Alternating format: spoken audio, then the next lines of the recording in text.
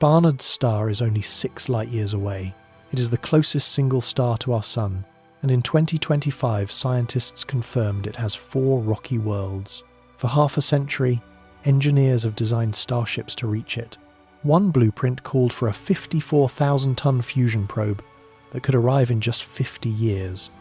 On paper, the destination is almost reachable, but no one asks the question that actually matters.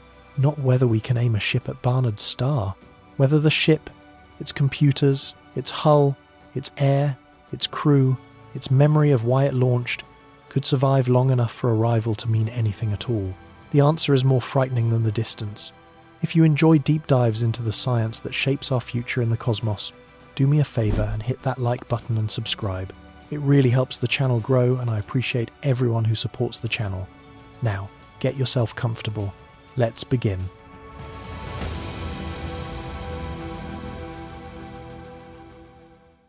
Six light-years. That is all that separates us from Barnard's star. In a galaxy stretching 100,000 light-years from edge to edge, 6 light-years is almost nothing. It is a hairline crack on the windshield of the Milky Way. On every star map ever printed, Barnard's star sits so close to our solar system that the label practically overlaps with the label for our own Sun.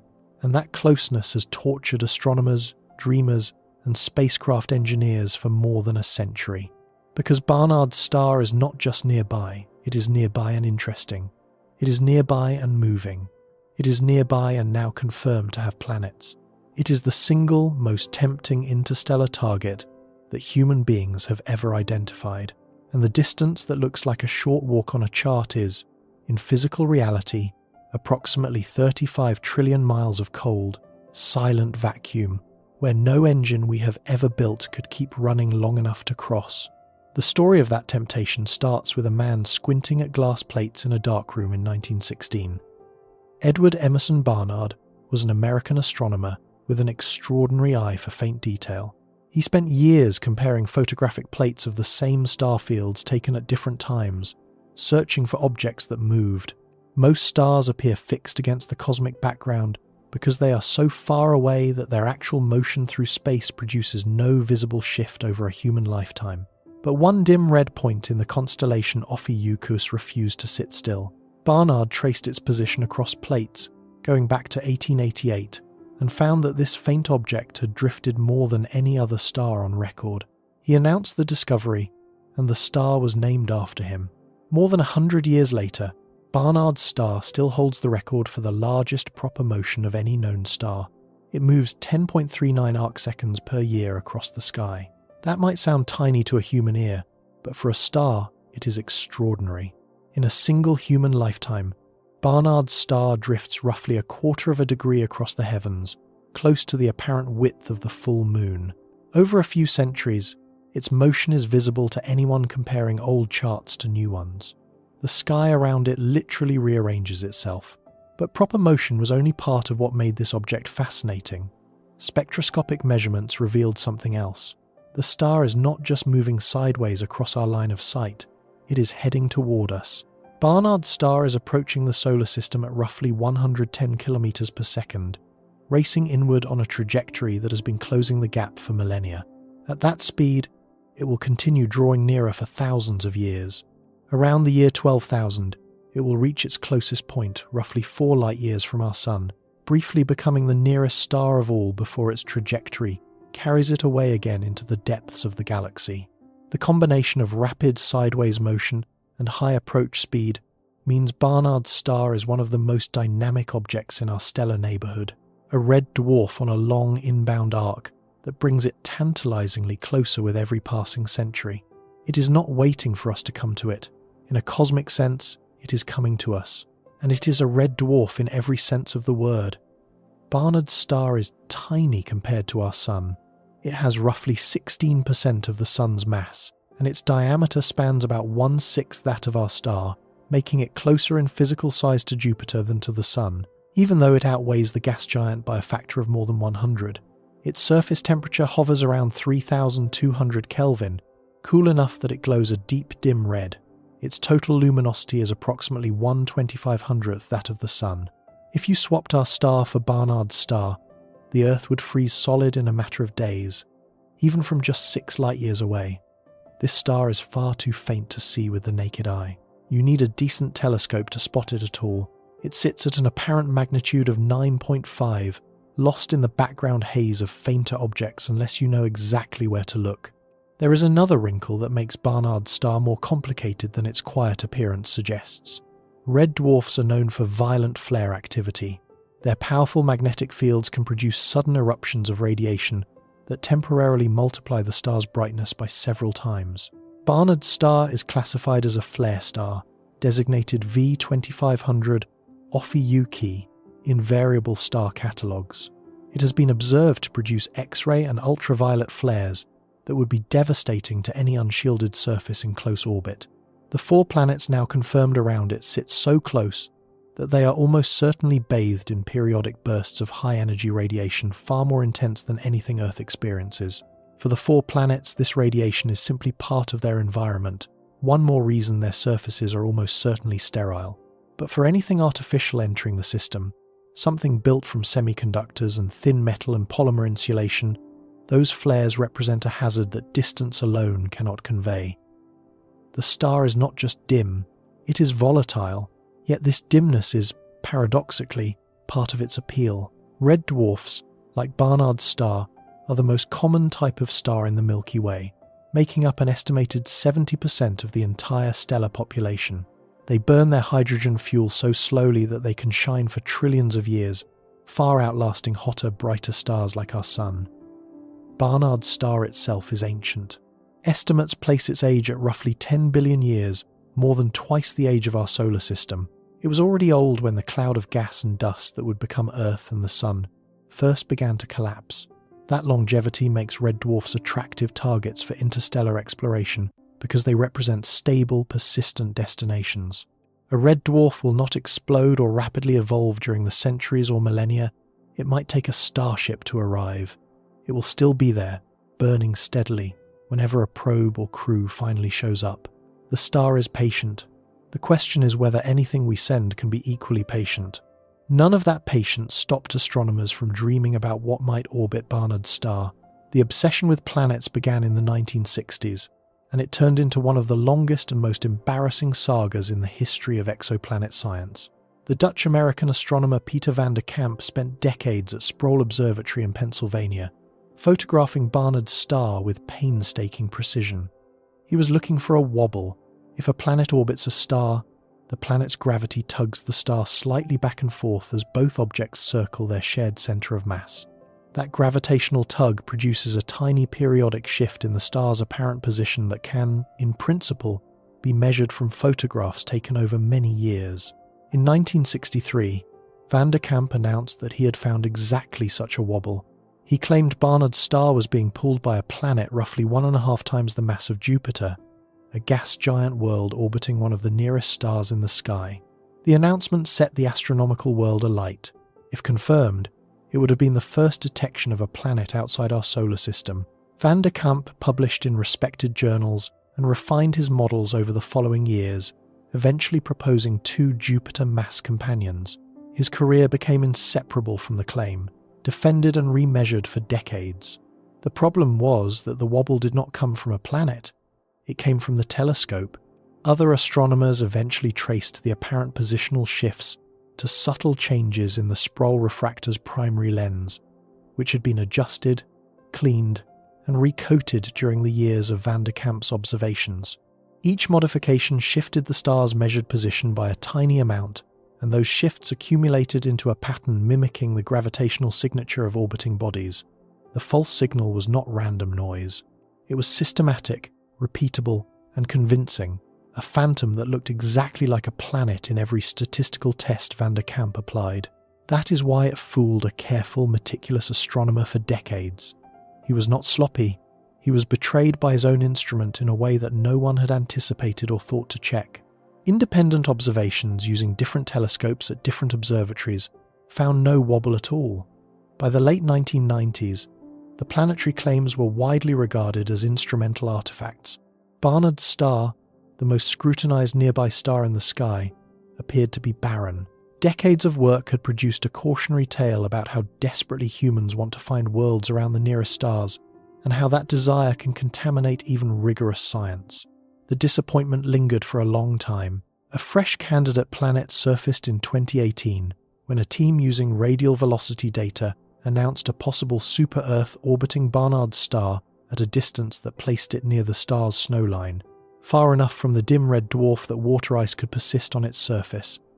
The announcement generated enormous excitement. Finally, after all the false starts, Barnard's star might have a genuinely interesting world worth visiting. But follow-up studies challenged the detection.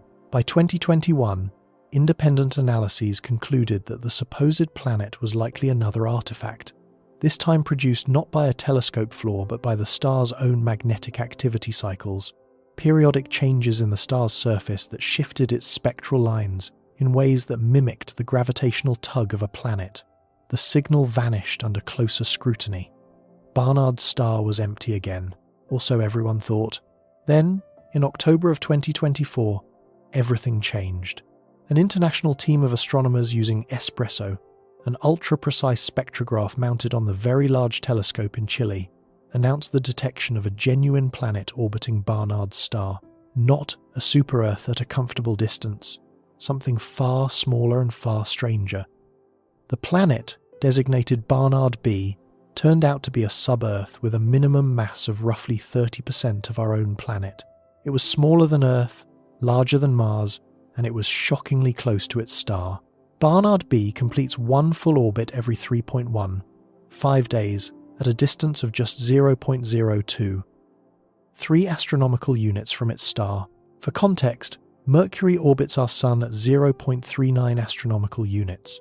Barnard B circles its star at roughly 1/17 of Mercury's distance from our Sun. Its equilibrium temperature exceeds 400 Kelvin. It is a scorched, probably airless rock baking in the ruddy glare of a dim red dwarf. But the real surprise came a few months later. The same Espresso data that revealed Barnard B also contained hints of 3 additional planets, candidates designated C, D, and E.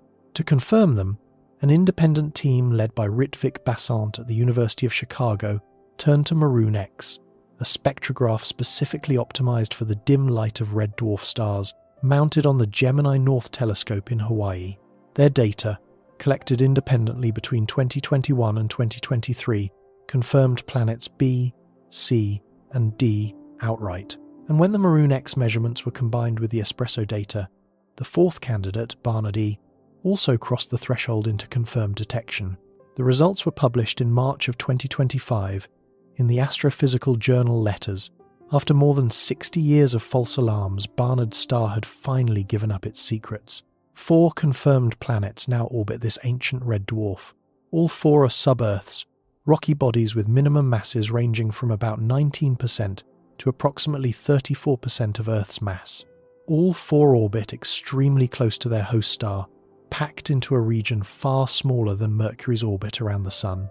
Planet D, the innermost, swings around every 2.34 days at a distance of just 0.019 astronomical units. Planet B orbits every 3.15 days. Planet C, the most massive of the 4 at about 1/3 of Earth's mass, completes its circuit every 4.12 days. And Planet E, the outermost, orbits every 6.74 days at 0.038 astronomical units. The 4 worlds are separated from one another by gaps of only a few 100,000 miles. If you could stand on the surface of one, the next planet inward would sometimes be visible in the sky. It is one of the most compact planetary systems ever discovered, a tight clutch of small, hot worlds crowded against the glow of a star, far dimmer and cooler than our own. And not one of those planets is habitable. Their temperatures are far too high for liquid water. The habitable zone around Barnard's star lies farther out, at orbital periods between roughly 10 and 42 days, and the current data rules out the existence of any planet with a mass greater than 57% of Earth's mass in that zone. The instruments that found these 4 worlds are sensitive enough that if a roughly Earth-mass planet existed in the temperate region, it almost certainly would have appeared in the data. It did not. Barnard's star has planets, but they are the wrong planets in the wrong places. scorched pebbles huddled against a fading ember. Planet E, the least massive of the group at just 19% of Earth's mass, holds a special distinction. It is possibly the lowest mass planet ever detected using the radial velocity method, a feat of instrumental precision that required measuring changes in the star's velocity of less than 50 centimeters per second. Detecting it required combining data from two of the most sensitive spectrographs on Earth. Its confirmation is a triumph of technology, but it is also a reminder that the universe does not distribute its worlds to suit human convenience. The planets are real, and they are impressive as scientific discoveries. They are just not useful as destinations for anything that needs to land, refuel, breathe, or survive. This matters enormously for anyone dreaming of sending a ship. For decades, the fantasy was that a starship might arrive at Barnard star and find a world worth landing on, a rocky planet at the right temperature with the right atmosphere, a second chance for biology. The 2024 and 2025 discoveries did not deliver that dream. They delivered something more honest and more sobering. The destination is real, the planets are confirmed, but they offer no harbour, no resources, no breathable air, no reason to stop except the scientific data you could collect during a brief flyby at a fraction of the speed of light. Now comes the part where the distance becomes physical. 6 light-years sounds manageable because the number is small. 6 is the number of eggs in half a carton. It is the number of strings on a guitar. Your brain hears 6 and files it under easy. But a light-year is not a human unit. 1 light-year equals approximately 5.88 trillion miles. A photon of light, the fastest thing permitted by the laws of physics, covers that distance in 12 months of relentless travel at 670 million miles per hour. Multiply by 6, and the gap between our solar system and Barnard's star stretches to roughly 35 trillion miles. That number has no intuitive meaning to a human brain. You cannot picture it. You cannot feel it. It is just a word with the label trillion attached, and your mind slides off it like water off glass. So instead, try to feel the distance through time. If you left Earth today in the fastest car ever built, flooring the accelerator at 300 miles per hour without stopping for fuel, food, or sleep, you would arrive at Barnard's star in roughly 13 million years. Human civilization is about 10,000 years old. You would need to sustain that drive for more than 1,000 times the entire span of recorded history. Now, consider a comparison using actual spacecraft. The Voyager 1 probe, launched in 1977, is currently the most distant human-made object in existence. It travels at roughly 38,000 miles per hour. In nearly 50 years of flight, it has covered approximately 15 billion miles. That sounds like an enormous distance, and it is, until you realize that 15 billion miles represents less than 1/20th of 1% of the distance to Barnard's star. At that pace, a probe aimed at Barnard's star would still be in transit long after every language currently spoken on Earth has been forgotten. The crossing time would dwarf the entire span of recorded human civilization by an order of magnitude. This is why 6 light-years is not a crack in the sidewalk. It is an ocean with no islands. And the cruelty of that ocean is not its width, but its emptiness. Between our solar system and Barnard's star there is nothing. No fuel depot, no relay station, no safe harbour, no rescue mission waiting on standby. Just vacuum threaded with wisps of hydrogen gas, an occasional grain of interstellar dust, and the ceaseless bombardment of galactic cosmic rays. Whatever you send into that void has to carry everything it will ever need, and keep all of it working for the entire crossing. No resupply, no software patch beamed from Earth in time to matter, no second chance. This is the problem that a team of British engineers tried to solve in the 1970s, and the solution they designed remains one of the most audacious engineering proposals in human history. Project Daedalus was a study conducted between 1973 and 1978 by the British Interplanetary Society. A group of 13 scientists and engineers, led by former Rolls-Royce rocket engineer Alan Bond, set out to design a plausible, uncrewed interstellar probe using technology that existed or could reasonably be developed within a few decades. They gave themselves 3 rigid constraints. The spacecraft had to use near-future technology, not fantasy physics.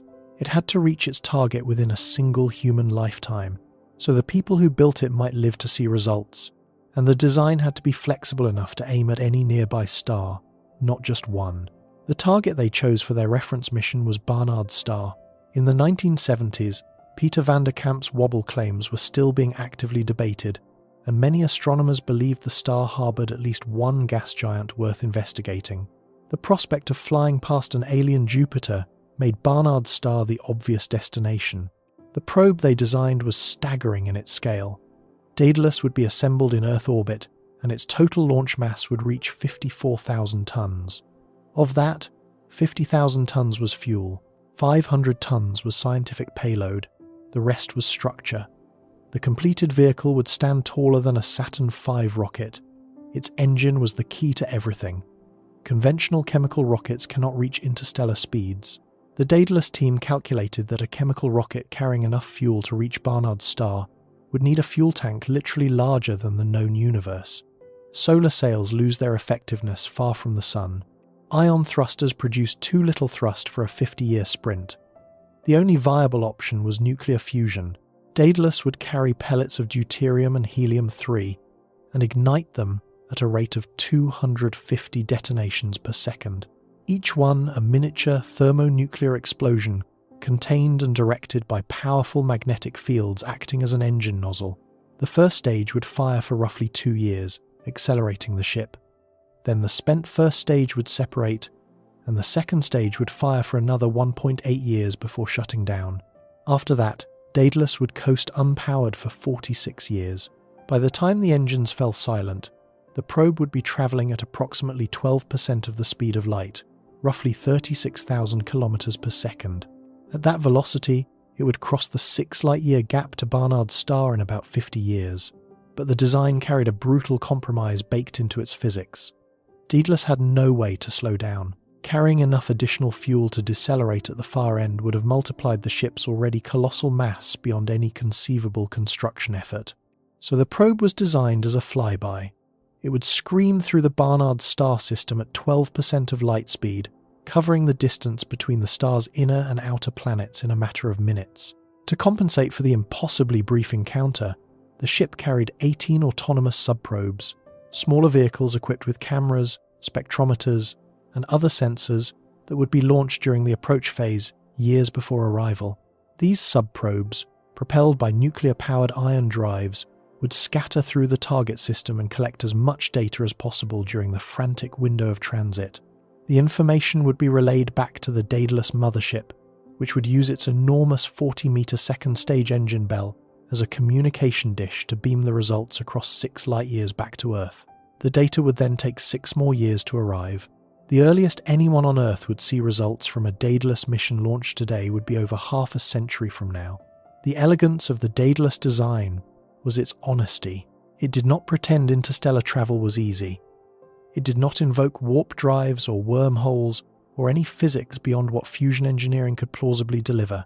It simply asked what a civilization with serious industrial capability could build if it committed fully to the effort. The answer was a ship the size of a building, burning thermonuclear fuel at a rate that would strain the resources of a large nation, flying for half a century in total silence and darkness, and then passing its target in a flash with no possibility of return, orbit, or course correction. That was the best case. That was the optimistic scenario, and Project Daedalus was designed to survive for only 50 years. 50 years of interstellar vacuum, 50 years of cosmic radiation striking its electronics, 50 years of thermal cycling between the faint warmth of its own waste heat and the near absolute zero cold of deep space, 50 years of seals aging, circuits degrading, and software sitting frozen in memory chips bombarded by high-energy particles. The engineers who designed Daedalus understood that even 50 years pushed the limits of what an unmanned spacecraft could endure without maintenance. They had almost no real-world data on how long a complex machine could function in deep interstellar space, because in the 1970s, no human-made object had ever reached it. The Voyager probes, launched that same year, were designed for 5-year planetary tours. Nobody seriously expected them to keep working for decades. Yet here we are, nearly 50 years later, watching Voyager 1's instruments shut down one by one as its plutonium heart loses 4 watts of electrical power every year. Even that astonishing longevity, a machine built for 5 years lasting almost 50, falls laughably short of what most realistic interstellar crossing times demand. That is the trap Barnard's star sets for anyone who stares at it too long. The destination is real, the planets are confirmed. The distance is short by cosmic standards. Engineers have sketched plausible ships that could, in principle, make the crossing. Everything about the target whispers that it is reachable. And then you sit down with the numbers and realize that reachable is not the same thing as survivable. A ship can be aimed. An engine can be ignited. A course can be plotted with extraordinary precision. But the crossing takes decades at minimum and centuries or millennia at more realistic speeds. And during every second of that crossing, the ship is utterly alone. The isolation described earlier does not soften at mission scale. It hardens. Every seal, every circuit board, every line of navigation code, every watt of electrical power has to last the entire trip, with no possibility of external help arriving in time to matter. Not just survive until arrival, but function well enough at the end to justify having made the journey at all. The question is not whether we can reach Barnard's star. Project Daedalus answered that in 1978. In principle, with enough fuel and enough engineering commitment, a probe can be flung across 6 light-years of empty space. The real question is whether anything we build can survive the crossing. And that question has no comfortable answer. Because time does things to machines and materials and living systems that distance alone cannot describe. What comes next is the clock. It starts the moment the engines ignite. It never pauses, and every tick brings the ship closer to a failure it cannot repair. The moment you decide to send something to Barnard's star, the first question is not what to send. It is how fast you can push it. Speed is not a luxury on an interstellar mission. It is a survival variable. The faster you travel, the shorter the crossing, and the less time your ship has to fall apart. Every mile per hour you add to your velocity is a mile per hour subtracted from the decay that eats your systems alive. But speed is never free. It comes at an extraordinary cost in fuel, in engineering complexity, in the violence the interstellar medium inflicts on anything moving through it at high velocity. Choosing your speed means choosing your ship, and choosing your ship means choosing how it will eventually die. Start with what we have right now, today. Not fusion engines on a drawing board, not laser arrays that exist only in proposals. The actual hardware that humanity has launched into deep space and kept running. Voyager 1, already a yardstick for how far 6 light-years really stretches, is also the best yardstick for how fast we can currently travel between stars. Its 17 kilometers per second was not achieved through brute engine power alone. Voyager borrowed momentum from Jupiter and Saturn through gravitational slingshots, flinging itself outward at a speed no chemical rocket could sustain. After nearly 50 years of flight, it has crossed beyond the heliosphere, the Sun's protective bubble of charged particles, and entered true interstellar space. That makes it the only human-made object operating outside the solar system, and it has barely moved. 15 billion miles is an enormous distance by any earthly standard. It is roughly 160 times the distance from the Earth to the Sun, but Barnard's star sits at a distance already measured in trillions of miles. Voyager 1 has covered less than 1/20th of 1% of the journey. If it were aimed at Barnard's star, which it is not, and if it maintained its current speed indefinitely, which it cannot, the crossing would take over 100,000 years. Think about what that number actually means. 100,000 years ago, modern humans shared the planet with Neanderthals. We had not invented agriculture, writing, cities, or the wheel. The entirety of recorded human civilization, every empire, every religion, every scientific revolution, every war, fits inside the last 5% of that timescale. A Voyager-speed starship would need to function continuously for a span of time 20 times longer than everything humanity has ever built or remembered. New Horizons, the probe that flew past Pluto in 2015, left Earth faster than any spacecraft before it. A gravitational slingshot around Jupiter in 2007 boosted its heliocentric speed to roughly 23 kilometers per second. Even at that velocity, the fastest any probe has sustained on an outbound trajectory, The crossing to Barnard's star would take approximately 78,000 years. The Parker Solar Probe, which holds the record for the fastest human-made object relative to the Sun, has reached speeds above 190 kilometers per second during its close solar passes. But that speed is achieved only in the deep gravitational well near the Sun. Once you leave the inner solar system, you cannot carry that velocity with you. Parker's speed is borrowed from the Sun's gravity and returned on every outbound arc. It does not translate into interstellar cruise speed. No existing spacecraft technology can push a meaningful payload to Barnard's star in less than tens of thousands of years. The gap between where we are and where we need to be is not a small engineering shortfall. It is an abyss. Our fastest real-world interstellar probe covers roughly 3.5 astronomical units per year. The distance to Barnard's star is approximately 377,000 astronomical units. At that rate, the math is merciless, and the answer is always measured in geological time. And tens of thousands of years is not a mission duration. It is a geological epoch. No material humans have ever manufactured can survive that long without disintegrating. The oldest intact human-made objects on Earth, stone tools, pottery, bronze artifacts, are only a few thousand years old. Metal corrodes, plastics break down, electronics degrade even in storage. Rubber seals crack and lose elasticity within decades, even in controlled environments. A spacecraft coasting through interstellar space for 70,000 years would face thermal cycling, radiation bombardment, micrometeorite erosion, and the slow atomic-scale deterioration of every material in its structure. Long before it reached Barnard's star, it would be a dead shell, a fossil tumbling through the dark with no functioning instruments, no working transmitter, and no way to tell anyone on Earth that it had arrived. At current speeds, the trip is not just impractical, it is physically meaningless. The ship cannot outlast the journey. This is why Project Daedalus mattered so much. The British Interplanetary Society study from the 1970s was not just an engineering exercise. It was an attempt to compress the travel time to a scale where survival becomes, at least theoretically, possible. By accelerating a fusion-powered probe to 12% of the speed of light, the Daedalus cruise velocity, the ship could cross the 6-light-year gap to Barnard's star in approximately 50 years. 50 years is still a long time for an unmanned spacecraft, but it is a time span that falls within the demonstrated endurance of at least one real-world probe. Voyager 1 has survived nearly 50 years, battered and degrading, but still transmitting. A Daedalus-class vehicle, purpose-built for a 50-year interstellar cruise with hardened electronics, redundant systems, and nuclear power sources designed for the full mission duration, could plausibly last the trip. The engineering challenges are enormous, but not obviously impossible.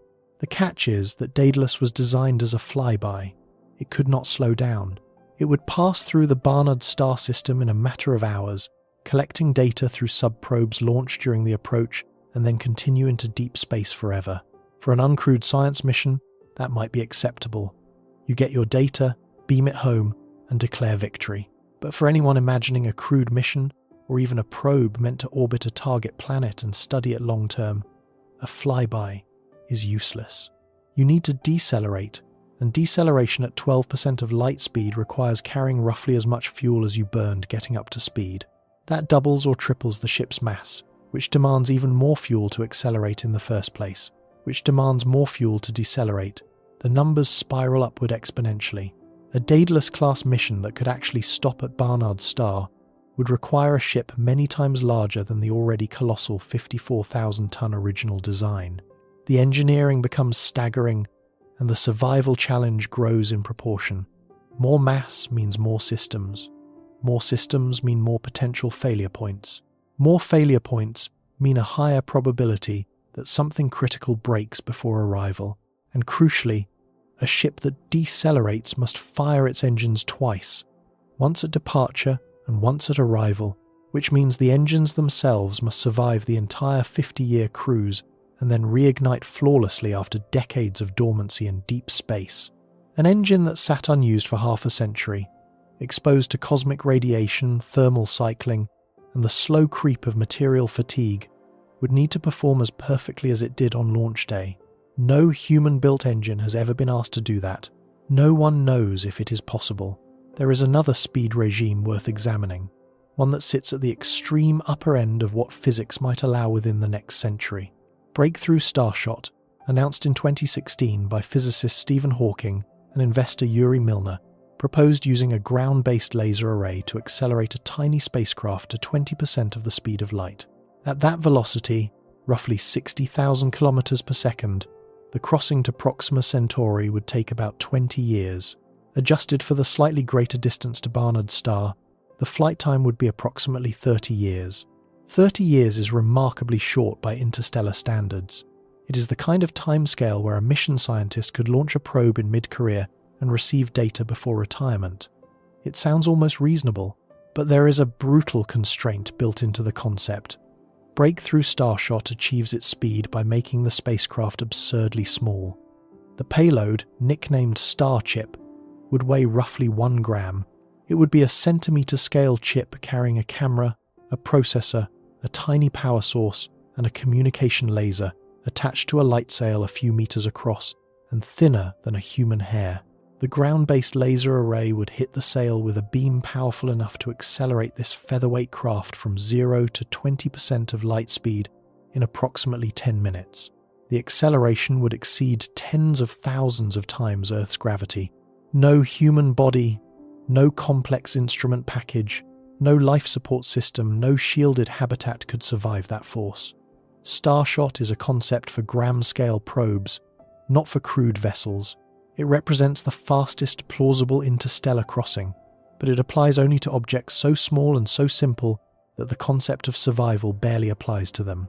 A 1-gram chip either works at arrival or it does not. There is nothing aboard to degrade slowly over decades. The mission is binary. It succeeds instantly or it fails instantly. And even Starshot faces survival problems that its designers have not fully solved. At 20% of light speed, every hydrogen atom in the interstellar medium becomes a projectile with the energy of a high-speed particle accelerator beam. The thin light sail would be eroded by this bombardment during the acceleration phase and during the decades-long cruise. Dust grains that would be harmless at low speeds become tiny bombs at relativistic velocity. A single grain of interstellar dust, striking a gram-scale probe at 20% of light speed, delivers energy equivalent to a small explosive charge. The probe would need to survive thousands of such impacts over 30 years of cruise, and it is not just the dust. The hydrogen and helium atoms that make up 99% of the interstellar medium become a constant rain of particles striking the spacecraft at energies measured in millions of electron volts per nucleon. Over years, this bombardment erodes surfaces, implants gas atoms into solid materials causing blistering and flaking, and generates secondary radiation inside the spacecraft structure. Shielding could mitigate the damage, but shielding adds mass. Mass reduces the achievable speed for a given laser power. Lower speed increases travel time. Longer travel time increases exposure to the very hazards you are trying to shield against. Every solution creates a new problem. The physics is circular and unforgiving. What all these scenarios reveal is a brutal trade-off that no amount of engineering cleverness can fully escape. Slow ships can be large and robust, but they must endure timescales that exceed the lifespan of any known material. Fast ships can be built to survive shorter crossings, but they must be small or they cannot reach the necessary speed, and the interstellar medium punishes velocity with increasing violence. Medium-speed ships like Daedalus hit a narrow sweet spot where the travel time is survivable and the ship can be large enough to carry useful instruments, but they sacrifice the ability to stop at the destination. There is no speed that makes the trip easy. There is no velocity where the engineering becomes simple and the survival question goes away. There is only a choice about which category of destruction you are willing to accept. Slow decay over millennia, violent erosion over decades, or something in between that demands a machine more reliable than anything humanity has ever built. This brings us to the most important piece of evidence humanity has about deep space survival, and it is not a simulation or a theoretical model. It is a real spacecraft that has been flying through deep space for nearly 5 decades and is dying in real time while we watch. Voyager 1 was not built for interstellar space. It was designed for a 5-year grand tour of the outer planets. Its primary mission ended when it flew past Saturn in 1980. Everything after that has been a bonus, an unplanned experiment in how long a complex machine can keep functioning when no one can touch it, replace its parts, or update its hardware. The answer, as of 2026, is approximately 49 years, and the way Voyager is dying tells us more about interstellar survival than any engineering study ever conducted. The spacecraft carries 3 radioisotope thermoelectric generators, devices that produce electricity from the heat of decaying plutonium-238. When Voyager launched in 1977, those generators produced about 470 watts of electrical power, enough to run a few household light bulbs. The principle is elegant. Plutonium-238 decays naturally, releasing heat. Thermocouples convert that heat into electricity. There are almost no moving parts, nothing to jam, nothing to lubricate, nothing to wear out mechanically. The fuel does not burn. It simply decays at a rate determined by nuclear physics, with a half-life of roughly 88 years. But the power output drops every year, and it drops for 2 reasons that cannot be stopped. First, the plutonium itself is decaying. Less plutonium means less heat. The decline is gradual and utterly predictable, governed by the same exponential decay law that rules all radioactive materials. Second, the thermocouples that convert heat to electricity are degrading. Over decades, the semiconductor junctions in these devices break down at the atomic level, becoming less efficient at converting thermal energy into electrical current. This degradation is also irreversible. You cannot repair a thermocouple in deep space. You cannot replace a plutonium fuel pellet 15 billion miles from the nearest laboratory. The combined effect is a power loss of approximately 4 watts per year. That sounds trivial. 4 watts is the power consumed by a small nightlight. But on a spacecraft where every instrument, every heater, every communication system draws from the same finite electrical budget, 4 watts per year is a slow-motion execution. In 1977, Voyager 1 had 470 watts to work with. By 2026, that number has fallen to approximately 230 watts. The spacecraft has lost more than half its power. It will never get any of it back. Every year the budget shrinks, and every year the engineers at the Jet Propulsion Laboratory face the same grim question: what do we turn off next? The answer has been playing out for years. Voyager 1 launched with 10 science instruments. As of 2026, only 2 remain active. The low-energy charged particles instrument was shut down in April of 2026 to save power. The cosmic ray subsystem was turned off earlier. Heaters that once kept instrument platforms warm enough to function have been switched off, leaving equipment exposed to temperatures hundreds of degrees below zero. The gyroscopes that once stabilized the spacecraft were turned off years ago to conserve energy, replaced by a less precise method of orientation using the sun and bright stars as reference points. Each shutdown is permanent and irreversible. Once an instrument goes dark, there is no plan and no power to bring it back. The engineers who make these decisions are choosing which questions humanity will never again be able to ask from interstellar space. They are performing triage on a patient that cannot be saved, allocating the final watts to the measurements that matter most, while watching the rest go silent forever. Every command to shut down an instrument takes more than 23 hours to reach the spacecraft at the speed of light. The engineers type the instruction, wait a full day, and then wait another day for confirmation that the command was received and executed. The conversation between Earth and Voyager now moves at the pace of a letter exchange in the 1800s. By November of 2026, Voyager 1 will be 1 full light day from Earth. A message sent in the morning will not arrive until the next morning. The distance is still growing. The 2 instruments still running are the magnetometer and the plasma wave subsystem. They measure the magnetic field and plasma environment of interstellar space, the only such measurements being taken by any spacecraft anywhere. They are irreplaceable science, but they are living on borrowed time. Current projections suggest that Voyager 1 will lack sufficient power to operate any instruments at all by the mid to late 2030s. After that, the spacecraft will continue drifting through interstellar space, silent, blind, and deaf, carrying the golden record but unable to play it, unable to transmit, unable to do anything except coast on momentum through the void. It will become a fossil, an artifact of a species that built it and then lost the ability to hear it. Voyager 2, launched the same year on a different trajectory, tells a similar story. It still has 3 instruments running as of mid-2026.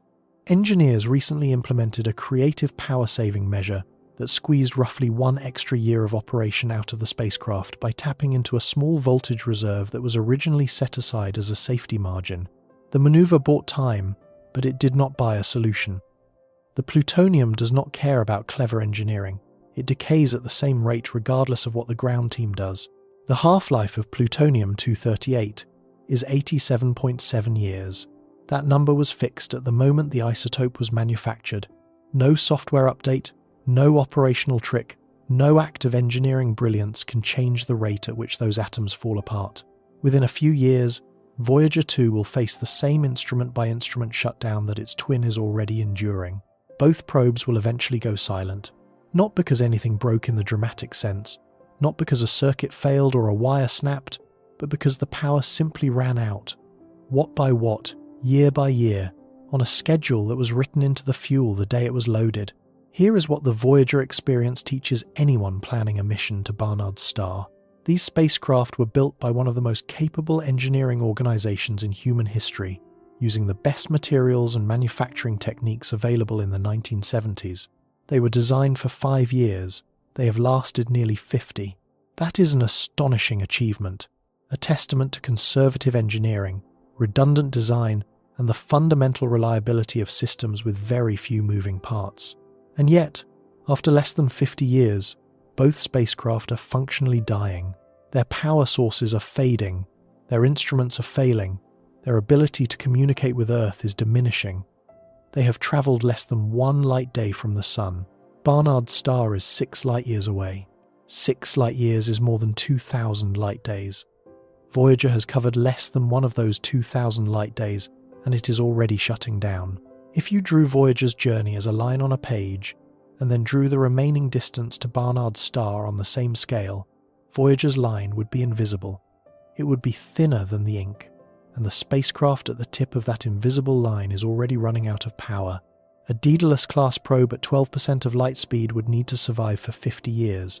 That is roughly the same duration Voyager has achieved.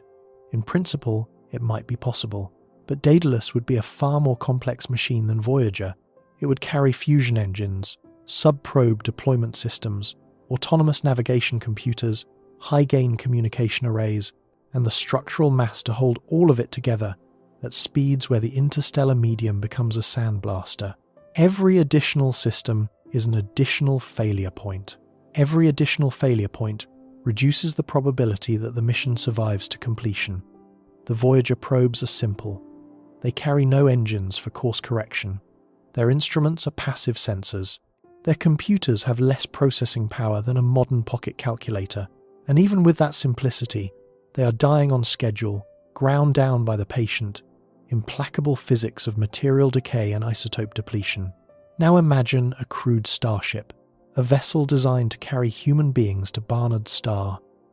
Even at Daedalus speeds, the crew would spend 50 years aboard.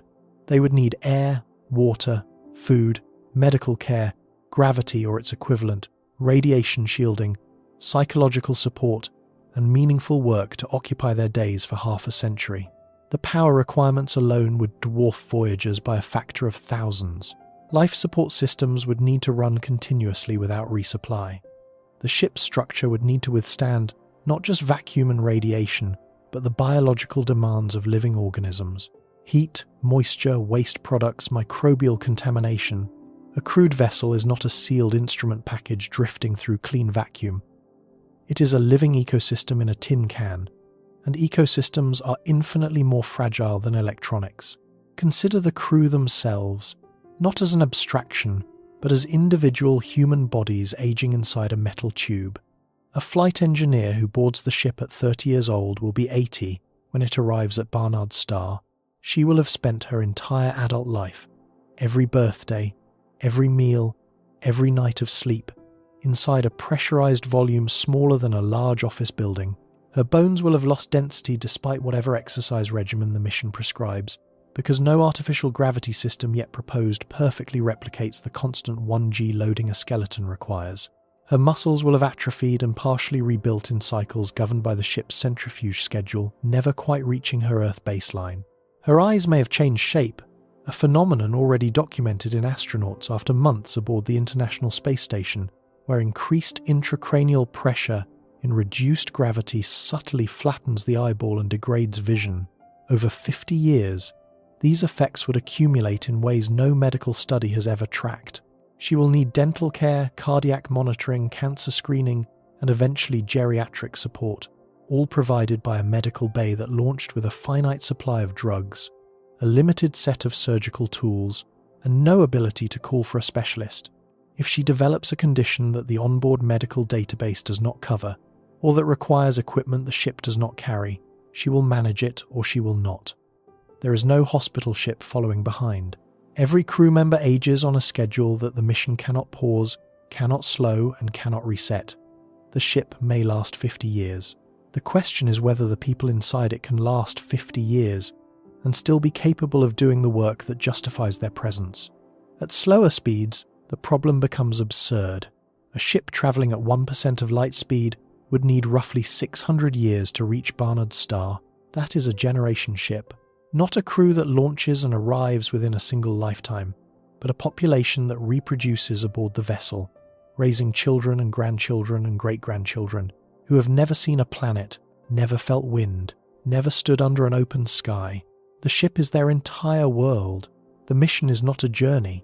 It is a civilization, and civilizations require not just functional hardware but functional institutions, ones that can maintain technical expertise, social order, biological diversity, and a shared reason to keep going across centuries with no external contact and no emergency exit. No human society has ever been asked to do this. The longest-lived continuous institutions on Earth, certain religious orders, a handful of universities, some indigenous oral traditions, have survived roughly 1,000 years at most, and all of them depended on the stability of a surrounding planetary civilization for support. A generation ship has no surrounding civilization. It is the civilization. Everything it needs to remain coherent across 600 years must be carried aboard and sustained without interruption. What that requires is not an engineering problem. It is a question that goes beyond engineering entirely. At even slower speeds, the timescales stretch into millennia. A ship at Voyager velocity would need over 100,000 years. At that point, the concept of a crew becomes meaningless. No social structure in human history has survived for more than a few thousand years. Languages change beyond recognition within centuries. Religions rise and fall. Political systems are born, thrive, and collapse. The idea that a human community could maintain its purpose, its technical knowledge, its genetic diversity, and its commitment to a mission across 100,000 years is not engineering optimism. It is fantasy. The ship would arrive carrying descendants who have no connection to the people who launched it, no understanding of the technology surrounding them, and no reason to care about a star their ancestors chose before the invention of writing. This is the speed tax. Every increment of velocity you cannot achieve adds years, decades, or centuries to the survival requirement, and every year added to the survival requirement multiplies the ways the mission can fail. Faster ships face shorter crossings but more violent environments. Slower ships face gentler conditions but impossible durations. The only proven data point humanity has for deep space survival says that a simple probe can last about 50 years before its power source dies and its instruments go dark. Everything beyond 50 years is projection, extrapolation, and hope. An ice cube sitting on a kitchen counter does not melt all at once. It shrinks slowly, imperceptibly at first, then faster as its surface area decreases and the remaining mass absorbs heat more efficiently. For a while, it still looks like an ice cube. You could glance at it and think it is fine, but the process is irreversible and the end point is certain. The ice will become water, the water will evaporate, nothing will remain on the counter. A starship crossing interstellar space follows the same thermodynamic logic. It does not fail in a single dramatic explosion. It melts, slowly, silently, one system at a time. The power fades, the instruments go blind, the seals lose their grip, the computers forget their instructions, And somewhere in the dark between stars, the ship crosses an invisible line where it stops being a functioning spacecraft and becomes debris. That line is closer than anyone wants to admit. Voyager 1 is approaching it right now, losing 4 watts per year, drifting towards silence. And Voyager was only trying to reach the edge of the solar system. What comes next is what happens when you try to cross the ocean beyond that edge. Not the distance, not the speed. The specific, technical, merciless ways that a starship dies in the space between stars, one component at a time, with no one coming to help. The engines are off. The acceleration phase is over. The starship has reached its cruising velocity and now drifts through interstellar space on momentum alone, aimed at a dim red point that will not be distinguishable from the background stars for decades. Inside the ship, everything appears to be working. The lights are on, the computers are cycling, the instruments are reading nominal values. If there is a crew, they are alive, breathing recycled air, eating stored or grown food, following routines designed to keep them sane across a crossing measured in decades or centuries. From the outside, the ship looks fine. From the inside, the ship feels fine. But the dying has already begun. It began the moment the last engine shut down, and it will not stop until the ship is a hollow wreck or a functioning vessel that reaches its destination. There is no third outcome. The only question is which failure arrives first. Start with the power. Every system on the ship depends on electricity. Navigation computers, communication arrays, life support pumps, lighting, thermal regulation, sensor packages, data storage. Without power, the ship is a cold metal coffin drifting through vacuum. And every power source humanity has ever built for space degrades over time. There are no exceptions. We have already seen how Voyager's radioisotope generators lose 4 watts per year as their plutonium fuel decays and their thermocouples wear out. That decline is real, measured, and irreversible. But a starship to Barnard's star would not rely on the small radioisotope generators used by Voyager. It would need orders of magnitude more electricity, especially if it carries a crew. The most plausible power source for an interstellar vessel is a nuclear fission reactor, the same basic technology that powers submarines and aircraft carriers on Earth. Fission reactors split heavy atoms like uranium or plutonium to generate heat, which drives turbines or thermoelectric converters to produce electricity. They can output kilowatts or even megawatts for years without refueling. NASA has tested compact fission reactors designed for space, including the Kilo Power project, which demonstrated a small reactor producing about 1 kilowatt of electrical power using a uranium-235 core, the size of a paper towel roll. But fission reactors have lifespans. On Earth, commercial nuclear power plants are typically licensed for 40 to 60 years, and even within that window they require constant monitoring, component replacement, and maintenance by teams of specialized engineers. The reactor vessel itself becomes brittle over decades, as neutron radiation damages the metal's crystalline structure. Control mechanisms wear out, coolant systems develop leaks, sensors drift out of calibration. On a submarine, these problems are managed by a crew that can access the reactor, replace parts, and perform repairs in port. On a starship coasting through interstellar space, there is no port. There is no supply ship carrying replacement fuel rods or fresh coolant. There is no maintenance dock where a neutron-embrittled reactor vessel can be swapped for a new one. The reactor must run unattended, with no human hands touching it, for the entire duration of the crossing. If that crossing is 50 years, a space-rated fission reactor might plausibly survive, though no reactor has ever been asked to run autonomously for that long without maintenance. If the crossing is 200 years, or 600, or 1,000, the reactor will fail. It is not a question of whether. It is a question of when the neutron damage, the coolant degradation, the mechanical fatigue of moving parts accumulate to a point where the system can no longer sustain a controlled chain reaction. And when the reactor dies, everything it powers dies with it. Alternative energy sources face their own mortality. Solar panels are useless in interstellar space, where the nearest star is a dim point producing negligible illumination. Fusion power plants, the technology proposed for Project Daedalus, could theoretically provide enormous energy output, but sustained fusion has not been achieved on Earth for more than a few seconds at a time, let alone maintained autonomously aboard a spacecraft for half a century. Fuel cells consume reactants and eventually run dry. Batteries discharge and their chemistry degrades over years. Supercapacitors lose charge. Every energy storage and generation system known to engineering has a finite operational life, and none of them have been demonstrated to work reliably for more than a few decades without human intervention. The power problem is not a challenge to be solved once at the design stage and then forgotten. It is a countdown. The ship launches with a full energy budget and spends it down, watt by watt, year by year, with no way to deposit more. Now consider what the space between stars does to the electronics that depend on that power. Interstellar space is not empty in the way that matters for a spacecraft.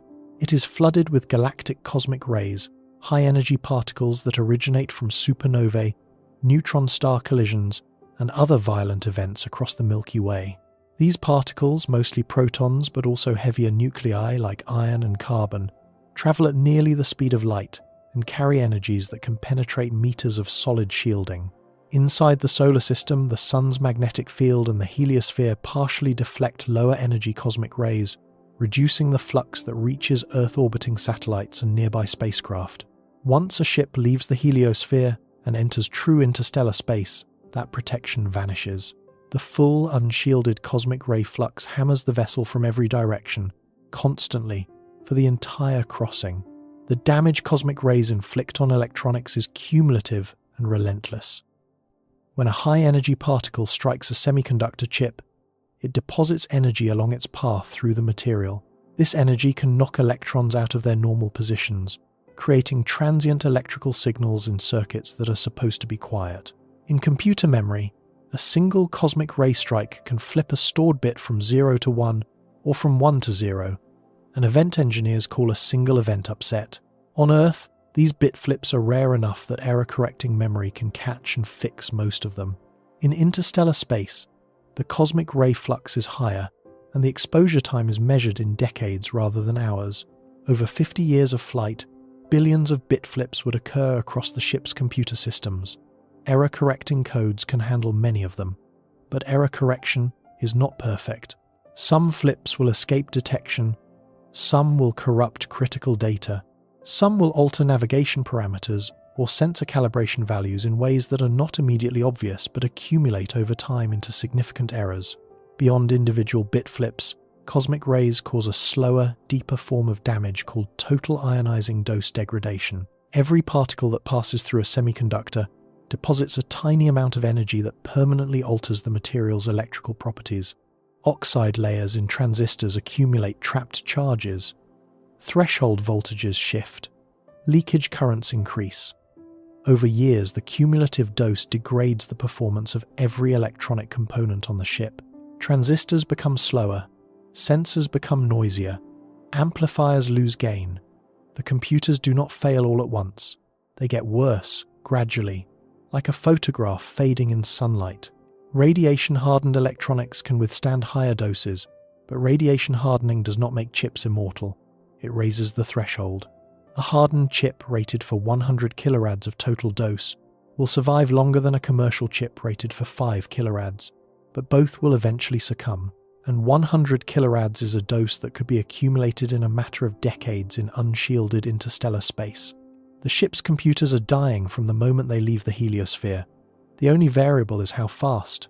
For a crewed mission, the biological damage from cosmic rays is even more terrifying. High-energy particles pass through the human body, breaking DNA strands, damaging neurons, and increasing cancer risk with every year of exposure. NASA's research on galactic cosmic ray effects has shown that prolonged exposure can cause measurable cognitive impairment, including deficits in learning, memory, and decision-making.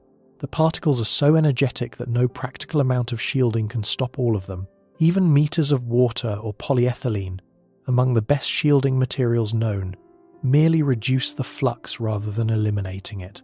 A crew aboard a Starship for 50 years would accumulate radiation doses far exceeding any that human beings have endured in space. The long-term health consequences are unknown because no human has ever been exposed to unshielded galactic cosmic rays for that duration. The data simply does not exist. What does exist are animal studies showing that simulated cosmic ray exposure causes persistent changes in brain structure and function, changes that do not heal and may worsen over time. A crew that launched healthy might arrive with impaired cognition, elevated cancer rates, and neurological damage that no onboard medical system could reverse. While cosmic rays attack the ship from all directions, the interstellar medium attacks it head-on. The space between stars contains a thin soup of gas and dust. The gas is mostly hydrogen, roughly 1 atom per cubic centimetre on average, with some helium and trace heavier elements mixed in. The dust consists of silicate and carbon grains, typically smaller than a micrometer, scattered sparsely through the void. At low speeds, this material is harmless.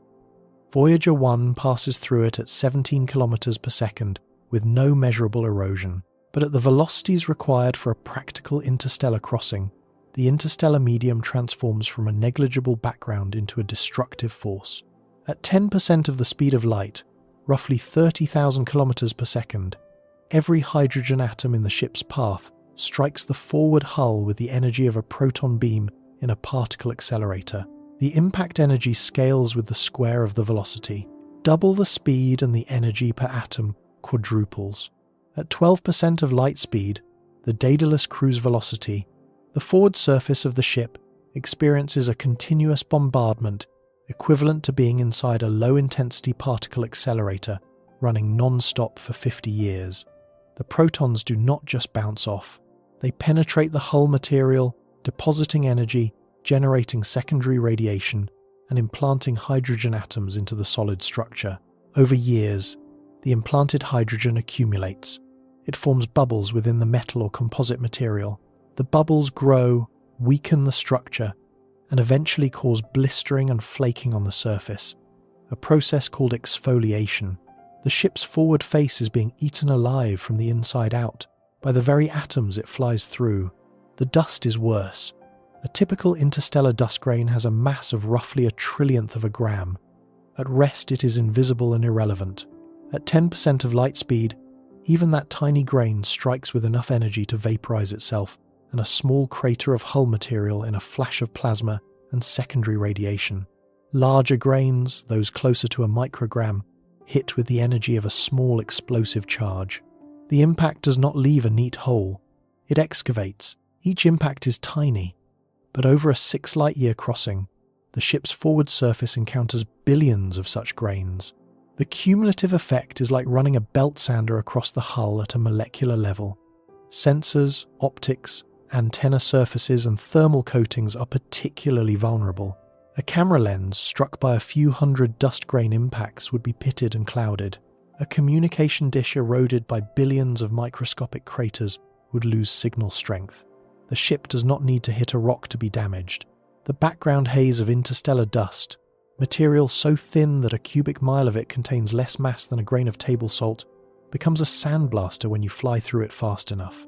Engineers have proposed shielding solutions. A thick bumper shield mounted ahead of the ship could absorb dust impacts and proton bombardment, sacrificing itself over the crossing to protect the systems behind it. Whipple shields, layers of spaced armor that vaporize and disperse incoming particles before they reach the main hull, could mitigate larger impacts. Magnetic or electrostatic deflectors could push charged particles away from the ship's path. Each solution adds mass, complexity, and its own failure modes. A bumper shield eroded past its useful thickness, halfway through the crossing leaves the ship unprotected for the second half of the journey. A magnetic deflector that loses power when the reactor degrades leaves the ship exposed at exactly the moment when its electronics are already weakened by decades of cosmic ray damage. The shielding is itself a system that must survive the crossing, and it faces the same degradation that threatens everything else aboard. Behind the shields, inside the pressurized hull, the mechanical structure of the ship is aging in ways that no crew can see.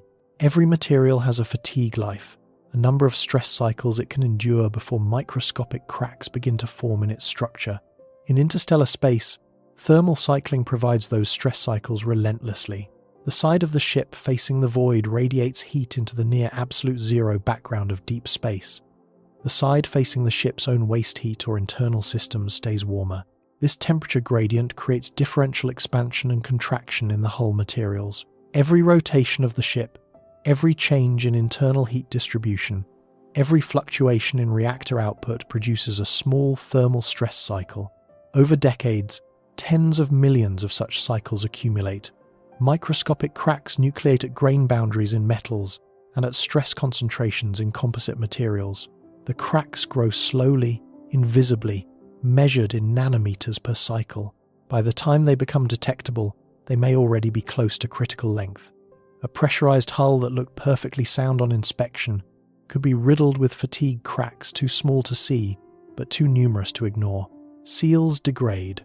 Every pressurized joint, every valve, every hatch, every window on the ship relies on elastomeric or metallic seals to maintain atmospheric integrity. Elastomeric seals, the rubber-like materials used in O-rings and gaskets, lose flexibility over time as their polymer chains break down through oxidation, radiation exposure, and simple thermal aging.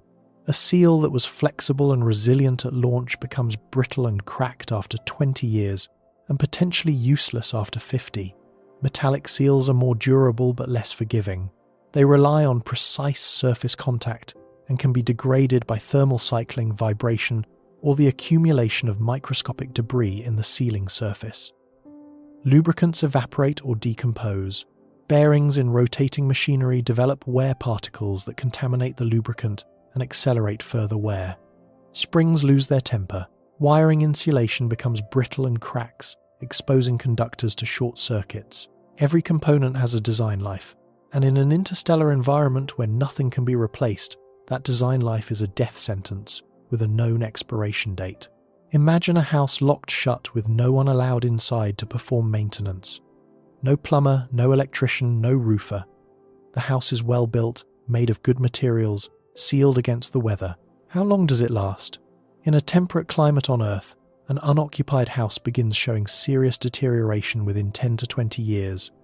Roof membranes fail, pipes corrode, electrical insulation breaks down, mold colonizes damp areas. Structural timbers weaken under the slow assault of moisture and temperature changes. Within 50 years, an unmaintained house is typically uninhabitable. Within a century, it is a ruin. A starship is that house, except the climate outside is not rain and wind. It is hard vacuum, cosmic radiation, and absolute cold. The materials are better, the engineering is more precise, but the principle is identical. Without maintenance, every structure decays. The only question is the rate.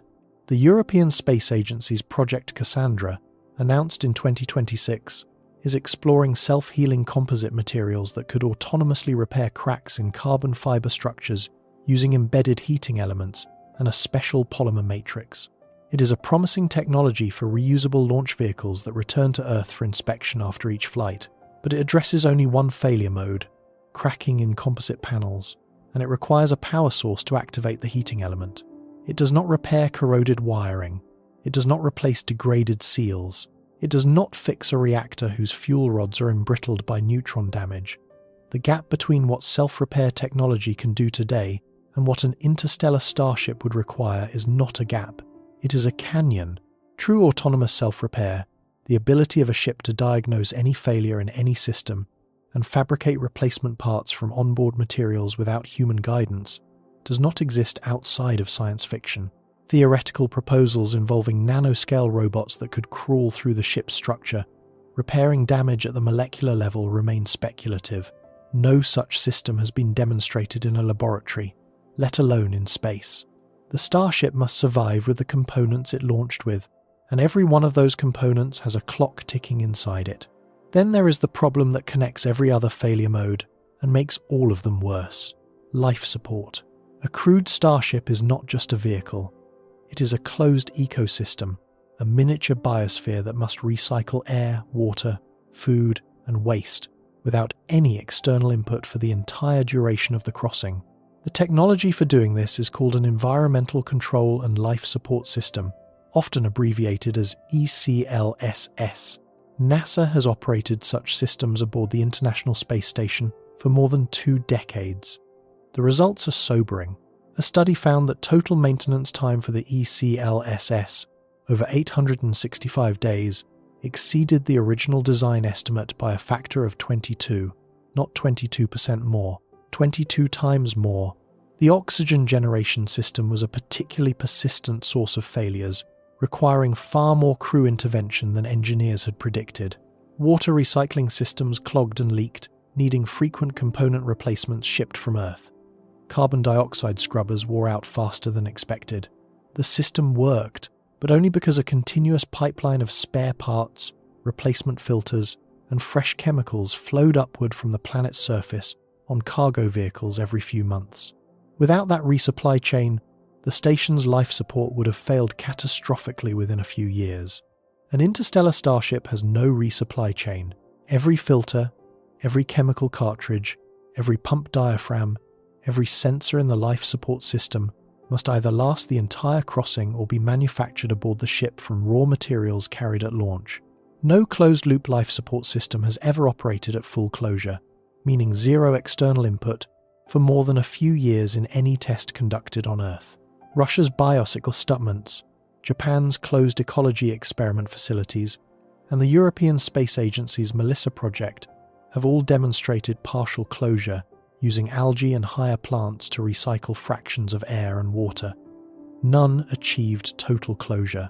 The closest attempt at a fully closed artificial biosphere, the Biosphere 2 project in Arizona, in the early 1990s, famously failed. Oxygen levels dropped dangerously. Carbon dioxide spiked. Crops underperformed. Insects died. Pollination collapsed. The system required emergency oxygen injections from outside to keep the crew alive. And that was a structure sitting on Earth's surface with full access to sunlight, gravity, and emergency intervention. An interstellar starship would have none of those advantages.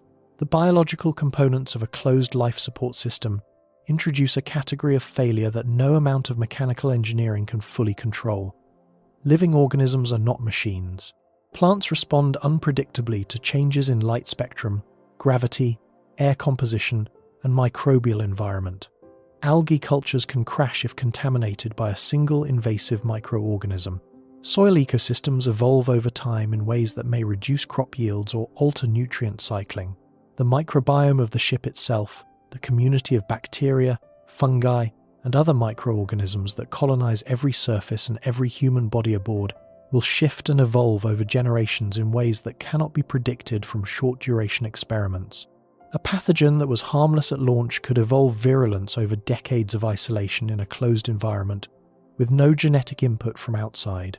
The crew's immune systems, weakened by cosmic ray exposure and the stress of long-duration confinement, might be unable to fight infections that would be trivial on Earth. And beneath all of these physical and biological failures lies the most insidious decay of all, the slow death of information.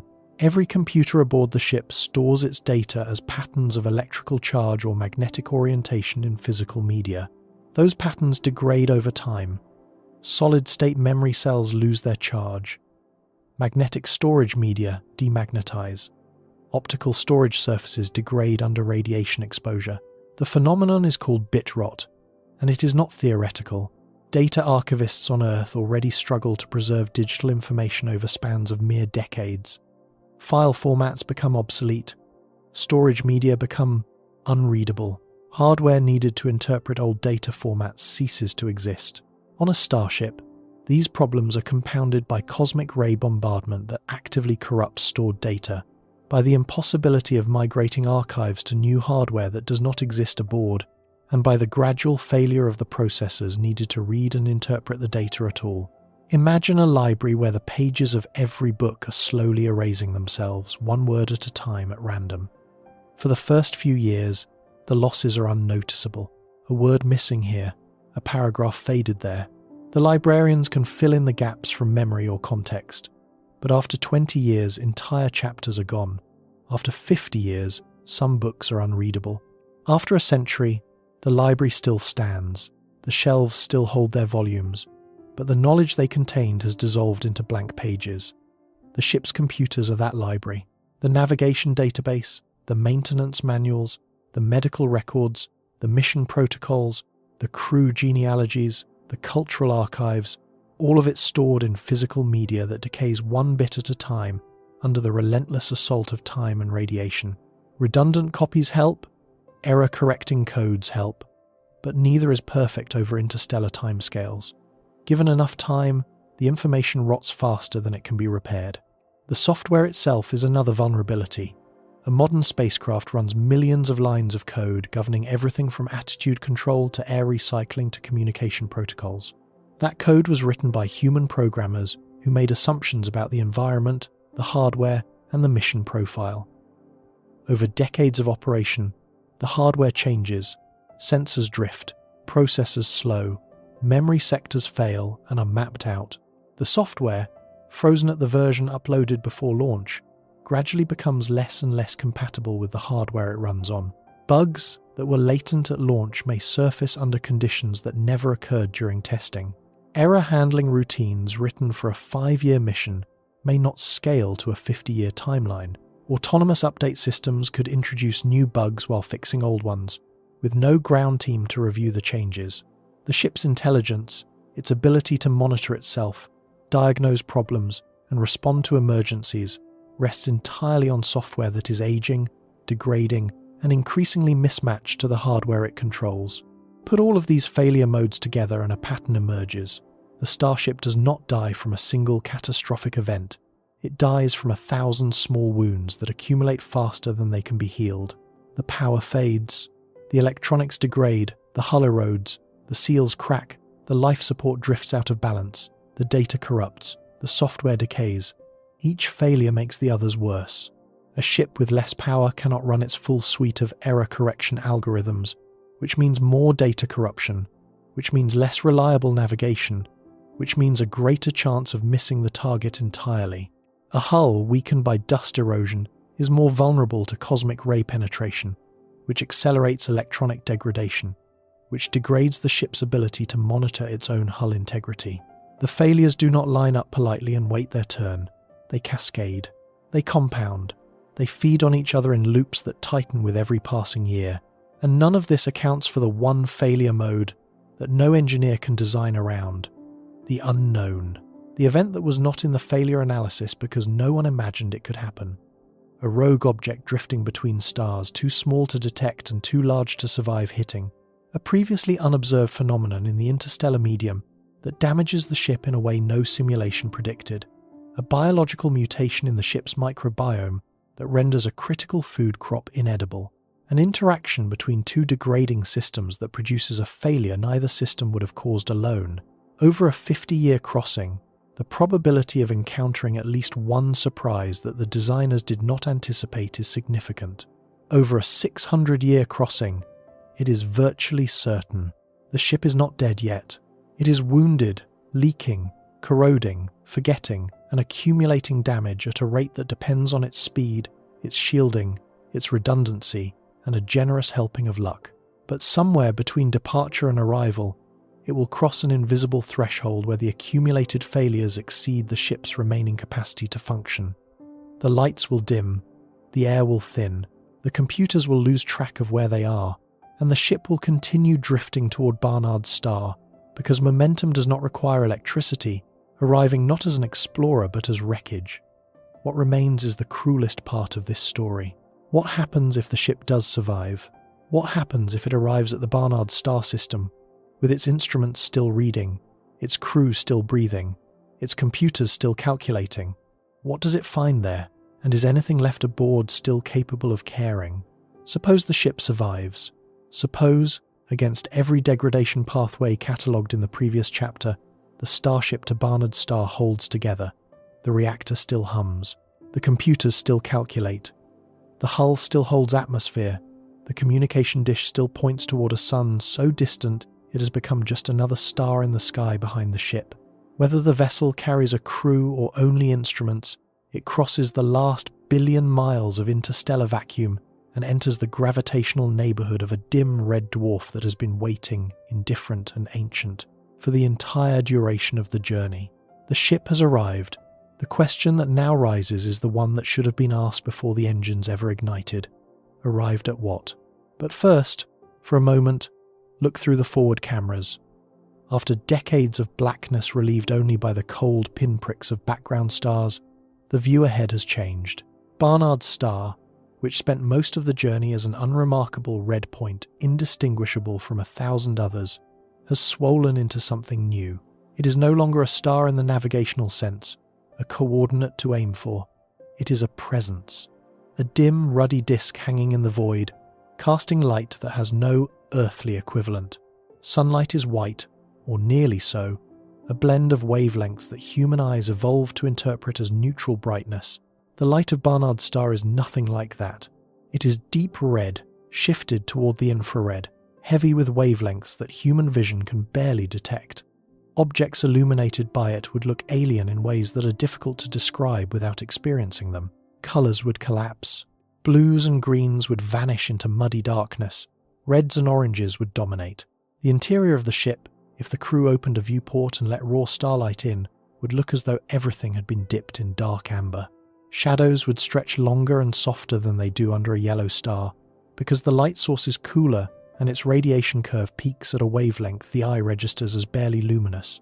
The star does not blaze. It smoulders. And around it, visible now to the ship's telescopes as faint points of reflected glow, the 4 confirmed planets trace their tight, frantic orbits, completing full circuits in days rather than months. The scene is real. It is physically present outside the hull for the first time in the mission's history. After a lifetime of instruments and numbers and projections, the destination has become a place. It has dimension and colour, and a quality of light that no simulation could have precisely replicated. For anyone aboard who remembers why the ship launched, or inherited even a fragment of that purpose, this is the moment the mission was built for. But the moment is fragile, because what the light reveals is not a sanctuary. It is a furnace surrounded by cinders. Barnard's star will not greet the ship with wonder. It will greet it with hostility. The star is a flare variable, and its outbursts are not gentle. During a major flare, the X-ray and ultraviolet output can spike by an order of magnitude within minutes, flooding the inner system with energies that dwarf the star's normal luminosity in those wavelengths. A ship entering the system during such an event would be bathed in radiation far more intense than anything it encountered in the interstellar void. The 4 confirmed planets, Barnard B, C, D, and E, orbit so close to the star that they are effectively inside its outer atmosphere during major flares. Their surfaces, if they still have solid surfaces after billions of years of bombardment, are almost certainly sterile, irradiated, and tidally locked, with one hemisphere permanently facing the star and the other locked in eternal darkness. The innermost planet completes an orbit in roughly 2 1/3 days. The outermost takes less than 7. These are not worlds in any sense that a human crew would recognize. They are blistered fragments whipping around a dim furnace at distances that would place them well inside the orbit of Mercury if they circled our own sun. The data that confirmed these 4 planets also closed the door on the hope that something better might be hiding farther out. The habitable zone, the temperate band where liquid water could persist on a rocky surface, was searched with the same instruments that found the inner worlds. Those instruments were precise enough to detect velocity shifts smaller than a slow human walk. If an Earth-mass planet orbited in the temperate zone, its gravitational signature would have appeared clearly in the data. Nothing appeared. The habitable zone of Barnard's star is either genuinely empty or occupied only by bodies too small to hold an atmosphere, fragments too insignificant to land on, study, or use for anything at all. A starship that spent 50 years crossing the void to reach this system would find no harbour, no world to orbit in safety, no atmosphere to sample for biosignatures, no ocean to scan for reflected light, no surface to photograph that would look like anything other than a cratered, radiation-blasted wasteland. The scientific return would be real. There is enormous value in studying an alien star system up close, measuring its magnetic field, analysing its stellar wind, characterising its dust environment and planetary compositions. But the data would not answer the question that motivated the journey in most human imaginations. There is no second Earth here. There may never have been. For an uncrewed probe on a flyby trajectory, arrival is a frantic burst of data collection lasting hours at most. At 12% of the speed of light, the Daedalus cruise velocity, the ship would cross the entire Barnard star planetary system in less than a day. The outermost confirmed planet orbits at roughly 0.038 astronomical units from the star. The innermost orbits at 0.019. The gap between the outermost and innermost confirmed planets spans less than 2 million miles.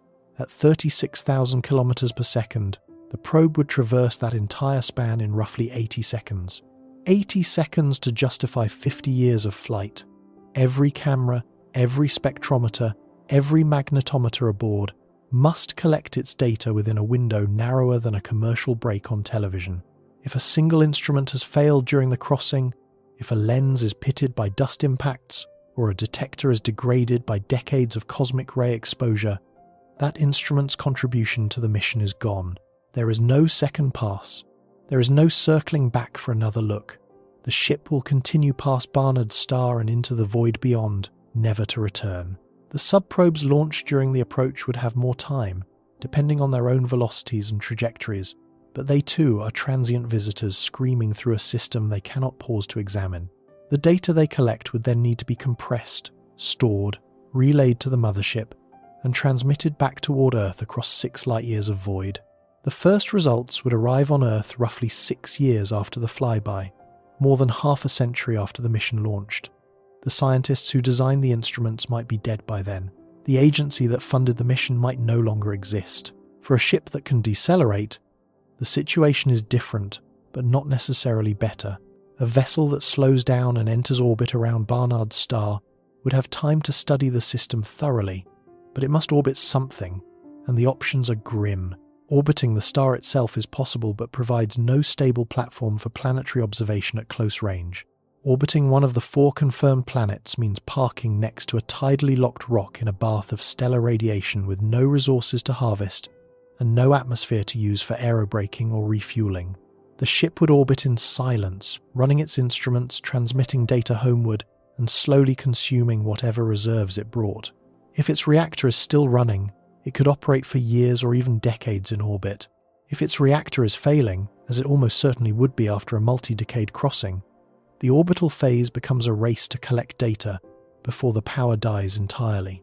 The ship does not land. There is nowhere to land that is worth the risk. It circles a dead world around a dim star, cataloguing what it finds, until it can no longer keep its instruments powered or its transmitter aimed. But the scenario that truly tests the meaning of survival is the one where the ship carries people. A crewed vessel, whether it arrives after 50 years or 600, must do more than function mechanically. It must deliver human beings who are still capable of performing the mission, capable of operating the instruments, capable of interpreting the data, capable of making decisions that the computers cannot make autonomously, capable of caring about the outcome. And this is where the survival question leaves engineering behind and enters territory that no blueprint can address. Consider a ship that travels at 1% of the speed of light and reaches Barnard's star in 600 years. The crew that launched the vessel is long dead. Their children are dead. Their grandchildren are dead. The people who step onto the observation deck as the star grows from a point to a disk are the descendants of the original crew, separated from the launch generation by roughly 25 generations of birth, life, and death aboard a sealed vessel hurtling through darkness. Everything those people know about being human, they learned inside the ship. Their language is not the language spoken at launch. Languages change measurably within a few centuries even on Earth, where contact with neighbouring communities stabilizes vocabulary and grammar. Aboard a sealed starship with a small population, linguistic drift would accelerate. Slang would calcify into formal speech. Technical terms would lose their original meanings or be replaced by new coinages. The mission manual written at launch would read like a foreign text to the arrival generation, comprehensible only to linguists trained specifically to study the old language, if such linguists exist. If anyone thought to maintain that discipline across 600 years of isolation, knowledge would decay alongside language. The engineers who understood the ship's fusion reactor at the molecular level would pass their expertise to apprentices, who would pass it to their apprentices, each generation losing some fraction of the nuance, the implicit understanding, the contextual awareness that comes from having been present when the system was designed and built. After 25 generations of this chain, the arrival crew might know how to operate the reactor by following memorized procedures, but they might not understand why those procedures work. They would be technicians, not engineers. If the reactor behaved unexpectedly, if a component failed in a way not covered by the procedure manual, they might lack the foundational knowledge to improvise a solution. The deep understanding of physics, materials, science, and nuclear engineering required to maintain a Starship does not survive oral transmission across centuries. It requires libraries, laboratories, educational institutions, and a culture that values abstract knowledge even when daily survival demands practical skills. Maintaining that culture aboard a generation ship is one of the hardest unsolved problems in the entire concept of interstellar travel. Purpose would erode most dangerously of all. The people who launched the ship chose to go. They understood the mission. They accepted the sacrifice. They believed the destination was worth a lifetime of confinement. Their children inherited that purpose but did not choose it. Their grandchildren inherited a story about purpose, twice removed from the original decision. By the 10th generation, the launch is ancient history, as remote and mythologized as the founding of Rome is to a modern Italian. By the 20th generation, the mission itself may have become a religious narrative rather than a scientific objective, a story about ancestors who set out on a sacred journey, reinterpreted and revised by each successive generation to serve its own psychological needs. The arrival generation might worship the destination or fear it. They might believe the journey is the purpose and resist arrival because it threatens the only way of life they have ever known. They might have developed a culture in which questioning the mission is taboo, making it impossible to adapt the plan when the reality of Barnard's star turns out to be different from the legends. The genetic consequences of a small founding population confined for centuries add another dimension of fragility. A generation ship would launch with at most a few thousand people, possibly fewer. That population is the entire gene pool for the duration of the voyage. Without careful genetic management, inbreeding depression would accumulate over generations, reducing fertility, increasing susceptibility to disease, and narrowing the population's ability to adapt to new environments. Even with rigorous genetic planning, random drift in a small population can fix harmful alleles and eliminate beneficial ones. The arrival generation might be measurably less healthy, less cognitively flexible, and less genetically diverse than the launch generation. They would be a population shaped not by the selective pressures of a planetary environment, not by climate, predation, disease, or competition with other populations, but by the artificial constraints of a metal cylinder where the food supply is controlled, the air is manufactured, and the total number of potential mates can be counted on a list short enough to memorize. Whether they could function effectively on a planetary surface, or even in a new orbital environment, is an open question that no experiment has come close to answering. They might arrive physically intact but biologically diminished, a species subtly different from the one that left Earth, adapted not for exploration but for confinement. The psychological toll is perhaps the most immediate and least studied failure mode. Confinement experiments on Earth, even those lasting only months, consistently produce anxiety, depression, interpersonal conflict, sleep disruption, and cognitive decline among participants. The longest confinement studies, including Russia's Mars 500 experiment and China's 180-day closed ecology test, lasted less than 2 years and involved volunteers who knew they could leave if the situation became truly unbearable. A generation ship offers no exit. There is no door marked emergency that opens onto a field of grass and sunlight. The walls are permanent. The horizon is a curved metal ceiling. The social world is the same few hundred or few thousand faces for an entire lifetime. Psychologists have no data on what happens to human mental health across multiple generations of such confinement because the experiment has never been run. The closest analogues, isolated communities on remote islands, at least have open sky, weather, seasons, and the biological richness of a planetary surface to provide stimulation and variety. A starship has none of these. It has recycled air, artificial lighting, the hum of machinery that never changes pitch, and the same corridors walked 10,000 times by the same feet. There is no horizon. There is no weather. There is no wildness, no unpredictability, no encounter with the genuinely new. Every stimulus is engineered. Every experience is bounded by the hull. The psychological consequences of raising children in such an environment, children who never chose to be there, who have no memory of open air, who have never seen rain or stood beneath a sky they could not touch, are entirely unknown. No experiment has lasted long enough to produce even a preliminary answer. All of these decay processes, linguistic, epistemic, genetic, psychological, cultural, operate on timescales far shorter than the interstellar crossing times demanded by realistic propulsion technologies. A language can become unrecognizable in 500 years. A technical tradition can lose its foundations in 300. A sense of cultural purpose can evaporate in a century if no external events reinforce it. A small population can accumulate significant genetic drift in 10 generations. Every one of these timescales is shorter than the 600-year crossing that a 1% light-speed ship would require. The ship might arrive structurally intact, its reactor still running on the last dregs of fuel, its hull still holding atmosphere, and find that the civilization inside has dissolved, not through catastrophe, not through mutiny or plague or war, though any of those could happen, through the quiet, patient, inexorable action of time on everything that makes a human community functional. This is the insight that the entire journey has been building toward. The terrifying truth about interstellar travel is not the distance. Distance is a number. It can be written on a chart. It can be divided by a velocity to produce a travel time. It can be visualized, approximately, with analogies and comparisons that give the mind something to hold on to. Distance is comprehensible. Time is not. Time is the thing that actually kills the mission. And it kills it not through a single dramatic blow, but through accumulation, through the grain-by-grain erosion of every system, every material, every institution, every memory aboard the ship. Time is a river that carves a canyon not by force but by persistence, wearing down the hardest stone simply by flowing over it long enough. A starship crossing 6 light-years of void is a stone in that river. It does not matter how strong the stone is at the start. What matters is how long the river flows.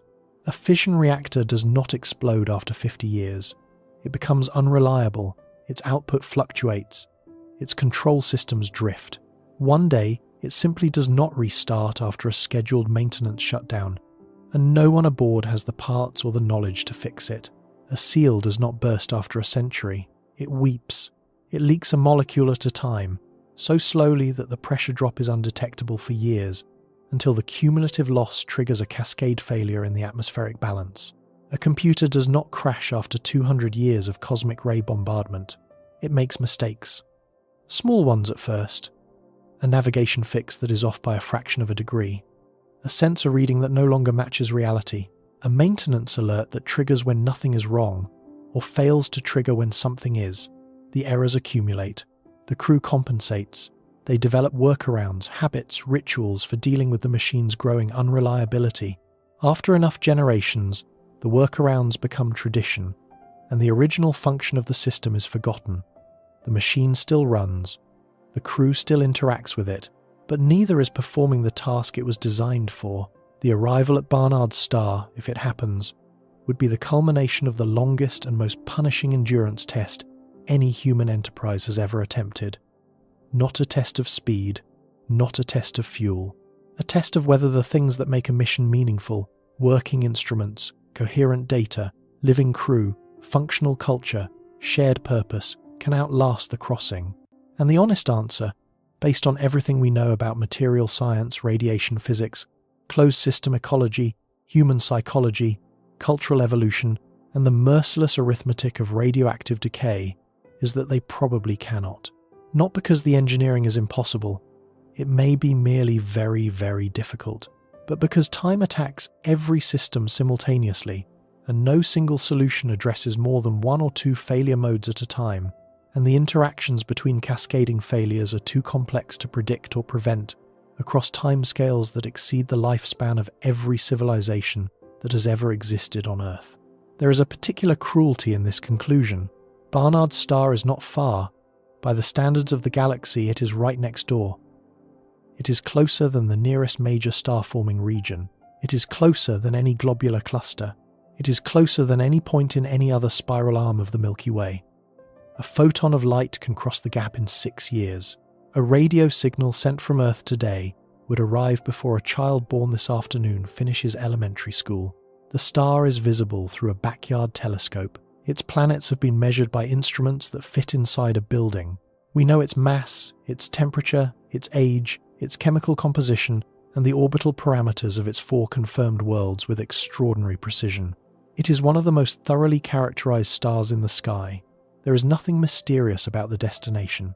The mystery is entirely about the journey, and the mystery is not whether we can cross the distance, but whether we can survive the time that crossing requires.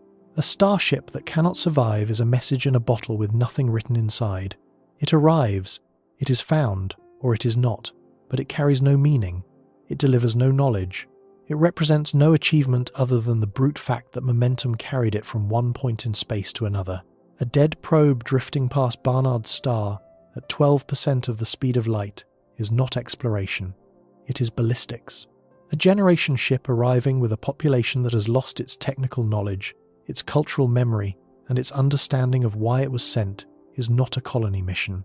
It is a shipwreck in slow motion, unfolding across centuries, with no one watching and no one to rescue.